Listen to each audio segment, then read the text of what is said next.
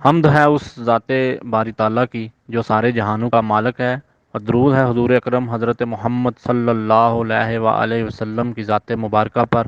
اللہ سے دعا ہے کہ وہ ہمیں دنیا و آخرت کی تمام بلائیاں عطا فرمائے۔ بسم اللہ الرحمن الرحیم۔ السلام علیکم۔ آج 25 مارچ ہفتے کا دن ہے اور 3 رمضان المبارک ہے۔ بات کریں گے اسلامی امارات افغانستان کی۔ اسلامی امارات افغانستان ازبکستان کے اعلیٰ سطح حکام پر مشتمل ایک وفد نے افغانستان کے دورے پر ہیں۔ انہوں نے وہاں پر مختلف حکام سے ملاقات کی اور اس وفد میں ازبکستان نیشنل سیکیورٹی کونسل کے ایڈوائزر عبدالعزیز کوملیو جو کہ اس وفد کے سربراہ ہیں، اور اس کے علاوہ فارن افیئر میں فارن پالیسی کے لیے ازبک صدر کی طرف سے بھیجے گئے خاص نمائندے شامل ہیں۔ اس وفد نے اسٹیٹ اکانومک ڈپٹی مولوی ملا عبدالغنی برادر صاحب سے ملاقات کی۔ دو طرفہ سیاسی، معاشی، تجارتی، نقل و حمل، ریلوے اور الیکٹرسٹی منصوبوں کے بارے میں بڑی خاص گفتگو کی گئی۔ اس کے علاوہ ملا صاحب نے اس میٹنگ میں کہا کہ ہمارے درمیان پچھلے 1.5 سال سے بہت اچھے سیاسی اور معاشی تعلقات ہیں۔ ہم ان تعلقات کو مزید بہتر کرنے کا عزم رکھتے ہیں۔ ملا صاحب نے اس بات کو باور کروایا کہ افغانستان خطے میں اپنے مقام اور اپنے ملک کی حیثیت کی وجہ سے، ایک خاص مقام کی وجہ سے، ایشیا کے سینٹرل اور ساؤتھ ایشیا کو جوڑنے اور ان کے درمیان تجارت کے لیے اہم اور پل کا کردار ادا کر سکتا ہے۔ اس کے علاوہ ملا صاحب نے کہا کہ مجھے یقین ہے کہ افغانستان اور ازبکستان اپنی ضرورتوں کو سمجھتے ہوئے موجودہ مواقعوں سے فائدہ اٹھا کر خطے کے بہترین اکنامک پارٹنر بن سکتے ہیں۔ ازبک وفد کے سربراہ عبدالعزیز صاحب نے انٹرنیشنل فورمز اور میٹنگ میں افغانستان کے لیے اٹھائی جانے والی آواز کے بارے میں بتایا اور کہا کہ ہم ہر جگہ میں، ہر حالت میں افغانستان کے اقدار کی حفاظت کے لیے کام کر رہے ہیں اور اپنی آواز کو بلند کرتے رہیں گے۔ مزید بتایا کہ ازبکستان کوش ٹیپی کنال کو مکمل کرنے کے لیے ہر قسم کا تعاون کرنے کو تیار ہے اور اس کے بدلے میں انٹرنیشنل نارمز کے ذریعے مطابق ایمو ریور سے پانی کے حقوق حاصل کرنے کا خواہاں ہے۔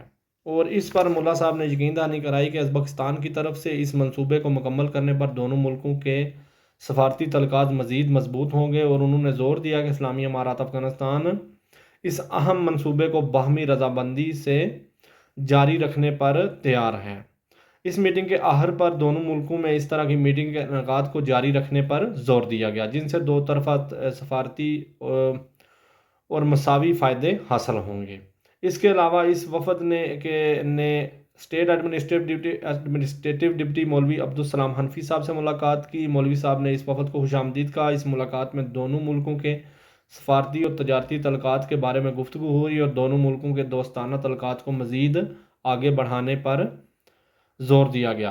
اس کے علاوہ بڑی اہم میٹنگ، اسٹیٹ پولیٹیکل اسسٹنٹ مولوی عبدالکبیر صاحب نے پچھلی حکومت میں کام کرنے والے لاتعداد ملٹری آفیسر جنرلوں سے ملاقات کی۔ اس میٹنگ میں پچھلی حکومت میں کام کرنے والے deputy chief of staff commanders, فوجی اہلکاروں اور پولیس کے محکمے سے تعلق رکھنے والے ملازمین، نیشنل سیکیورٹی حکام نے بھی شرکت کی۔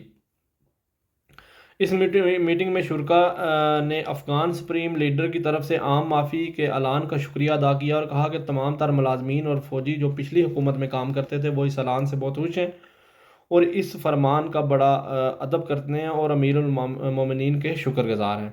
انہوں نے بتایا کہ اس وقت پورے افغانستان میں تعینات سیکیورٹی فورسز میں 70% پچھلی حکومت میں کام کرنے والے اہلکار شامل ہیں، جو کہ مکمل اطمینان اور پرسکون سے اپنا کام سر انجام دے رہے ہیں۔ انہوں نے بھی وہ آپ کو پہلے بھی ہم بتا چکے ہیں کہ وہ تمام تر وہی لوگ ہیں، لیکن سربراہان بدلے ہیں اور آپ کو اور ہمیں بھی سربراہان ہی بدلنے ہیں۔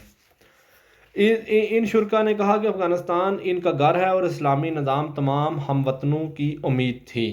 اس کے علاوہ انہوں نے مکمل یقین دلوایا کہ وہ اسلامی امارات کے ساتھ ہر قسم کے تعاون کرنے کو تیار ہیں۔ مزید کہا کہ جو سابقہ آرمی افیسرز آرمی میں کام کرتے تھے اور اب اس وقت بیرون ملک میں بیٹھ کر افغانستان کے خلاف غلط بیانیے پیش کر رہے ہیں اور خلاف باتیں کر رہے ہیں، وہ لوگ ان لوگوں کے لیے وہ بے چینی پیدا کر رہے ہیں، اور وہ نہ تو سپاہیوں کو کوئی سپورٹ ہے، اور نہ ہی انہیں قوم نے کوئی سپورٹ کیا، بلکہ وہ ایک فیس بک اور سوشل میڈیا پر بیانے دینے کے سوا کچھ اور کرنے کی اہلیت قابلیت نہیں رکھتے۔ اس وفد نے کہا کہ یہ ہمارے ساتھ سپاہی جو ہمارے ساتھ ہیں، ان سپاہیوں نے کہا کہ ایسے لوگوں کے خلاف کھڑے ہونے کو تیار ہیں اور ان کا رستہ روکیں گے۔